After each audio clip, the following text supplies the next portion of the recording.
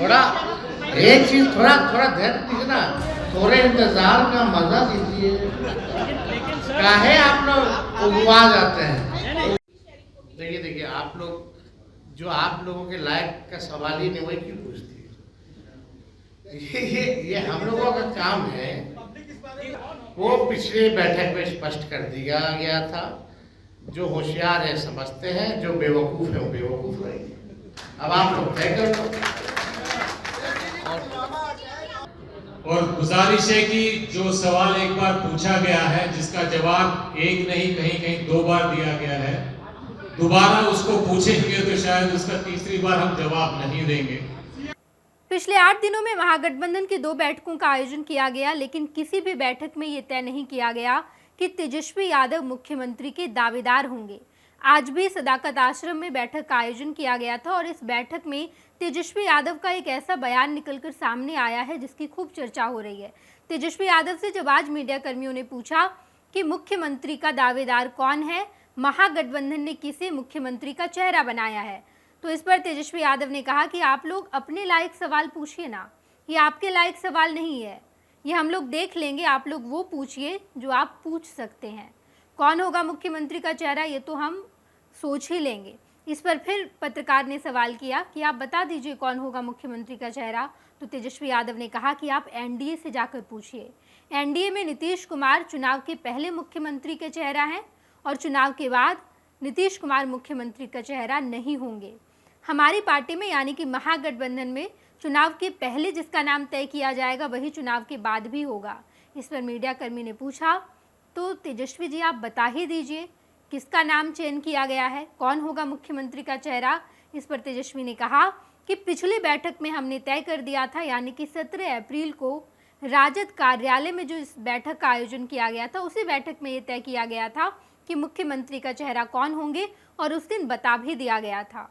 तेजस्वी यादव जिस बैठक की बात कर रहे हैं उस बैठक में भी ये फैसला नहीं हुआ था, क्योंकि जब प्रेस कॉन्फ्रेंस किया गया था 17 अप्रैल की बैठक में, वहां पर कृष्णा अल्लावरू से ये सवाल किया गया कि मुख्यमंत्री का चेहरा क्या तेजस्वी यादव है। इस पर कृष्णा अल्लावरू ने काफ़ी तीखा जवाब दिया था। उन्होंने कहा कि आप बार बार यही सवाल पूछ रहे हैं, अगर अगली बार आप लोगों ने ऐसा सवाल पूछा तो हम इसका जवाब नहीं देंगे। इस बैठक में अभी तय नहीं किया गया है कि कौन मुख्यमंत्री का दावेदार होगा।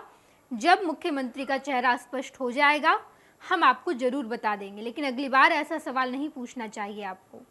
कृष्णा अल्लावरू ने कई सारे सार्वजनिक जगहों पर यह कहा है कि अभी मुख्यमंत्री कौन होंगे इसका निर्णय नहीं लिया गया है, लेकिन बार बार मीडिया कर्मी यही सवाल पूछ रहे थे तो कृष्णा अल्लावरू काफ़ी तीखा जवाब देते नजर आए। उस बैठक की हम आपको तस्वीर दिखाएंगे जहां पर कृष्णा अल्लावरू से जब ये सवाल किया गया तो कृष्णा अल्लावरू ने क्या जवाब दिया, आप देखिए। सीएम संदर्भ क्या है वो क्लियर करिए, आपको चुनाव में जाना है, क्लियर करिए। अभी दोबारा हो गया, पूछ लिए। आपने सवाल पूछा है, जवाब भी सुन लीजिए। और गुजारिश है कि जो सवाल एक बार पूछा गया है, जिसका जवाब एक नहीं कहीं कहीं 2 बार दिया गया है, दोबारा उसको पूछेंगे तो शायद उसका तीसरी बार हम जवाब नहीं देंगे। सवाल ये है कि इंडिया गठबंधन के लीडरशिप में कोई कंफ्यूजन है या नहीं। दोबारा कह रहा हूं, यूनिटी और क्लैरिटी है।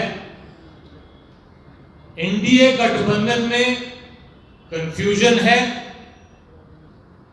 हरियाणा के मुख्यमंत्री आके घोषणा करके जाते हैं कि एनडीए गठबंधन के मुख्यमंत्री नीतीश कुमार जी नहीं सम्राट चौधरी जी बनेंगे। प्रधानमंत्री जी आते हैं, वो बोलते हैं यहां मुख्यमंत्री नहीं हम लाडला बनाने आए हैं। तो कंफ्यूजन इंडिया महागठबंधन में नहीं है, यूनिटी है, क्लैरिटी है। जहां पे कंफ्यूजन है आपसे गुजारिश है कि वहां पे आप ये सवाल उठाएं। इस सवाल पे दोबारा गुजारिश है कि आप पूछेंगे तो जवाब यही रहेगा। इसके अलावा कोई भी सवाल हो तो आप पूछ सकते हैं। धन्यवाद। आपने देखा कि साफ तौर पर कृष्णा अल्लावरू ने कहा कि अभी तय नहीं किया गया है और जब तेजस्वी यादव ये सुनकर थोड़े अनकंफर्टेबल हो गए तो तेजस्वी यादव ने अपने पास माइक ली और कहा कि थोड़ा इंतज़ार का मज़ा लीजिए, इंतज़ार कीजिए, पता चल जाएगा। लेकिन इस तस्वीर के ठीक 8 दिन बाद जब आज सदाकत आश्रम में महागठबंधन की दूसरी बैठक बुलाई गई थी तो इस बैठक में भी कुछ तय नहीं किया गया। पौने आधे घंटे की बैठक हुई जहां पर चाय नाश्ता हुआ, किसी खास मुद्दे पर बातचीत नहीं हुई। जब प्रेस कॉन्फ्रेंस करके तेजस्वी यादव मीडिया से बातचीत कर रहे थे, बता रहे थे कि बैठक में क्या क्या हुआ, और जब मीडिया कर्मियों से पूछा गया तो उन्होंने कहा कि अपने लायक सवाल पूछिए, ये आपके लायक सवाल नहीं है, इसका हम लोग देख लेंगे। आप सुनिए यहाँ पर तेजस्वी यादव क्या कहते नजर आए। देखिए आप लोग जो आप लोगों के लायक का सवाल ही नहीं, वही क्यों पूछती है? ये हम लोगों का काम है, तो एकदम बताइए ना, बताइए। हाँ, एनडीए पहले एनडीए से पूछिए, एनडीए से पूछिए। और जहाँ तक उन लोगों का खीमा का बात है, तो ये बात तो तय है कि जब तक चुनाव है तब तक मुख्यमंत्री का चेहरा नीतीश जी होंगे और चुनाव के बाद नहीं होंगे। हमारे यहाँ ठीक उल्टा है, हमारे यहाँ जो नाम होगा वही चुनाव के बाद भी होगा। वो पिछली बैठक में स्पष्ट कर दिया गया था। जो होशियार है समझते हैं, जो बेवकूफ है वो बेवकूफ रहेंगे। अब आप लोग तय कर लो। आपने साफ तौर पर देखा कि तेजस्वी यादव पिछली बैठक में क्या कह रहे थे, यानी कि 17 अप्रैल की बैठक, और अभी जब 24 अप्रैल को बैठक बुलाई गई सदाकत आश्रम में, तो इस बैठक में क्या कह रहे हैं। तेजस्वी कह रहे हैं कि जो इस बार नहीं समझ पाया है, यानी कि पहली बैठक में हमने बता दिया मुख्यमंत्री का चेहरा कौन होगा, जो नहीं समझ पाया है वो बेवकूफ़ है, जो समझ गए वो समझदार है, जो नहीं समझ पाए वो बेवकूफ़ है। बाकी आप लोग तय कर लीजिए। सवाल यही है कि आखिर तेजस्वी यादव बेवकूफ़ किसे कह गए? कौन है वो व्यक्ति जिसे अब तक समझ में नहीं आया कि मुख्यमंत्री का चेहरा कौन होगा? तेजस्वी यादव ने उसे बेवकूफ़ करार दे दिया है। कांग्रेस लगातार ये कह रही है कि मुख्यमंत्री का नाम अभी तय नहीं किया गया है। इसके अलावा बाकी महागठबंधन में जितनी दलें शामिल हैं वो भी यही कह रही है। लेफ्ट की पार्टीज ने भी अब तक नहीं कहा है कि मुख्यमंत्री का दावेदार कौन है, मुख्यमंत्री कौन बनेगा। लेकिन 17 अप्रैल की बैठक के बाद 18 अप्रैल की सुबह सुबह तेजस्वी यादव ने 2 प्रवक्ताओं को मैदान में उतारा। पहले मनोज झा और दूसरे मृत्युंजय तिवारी।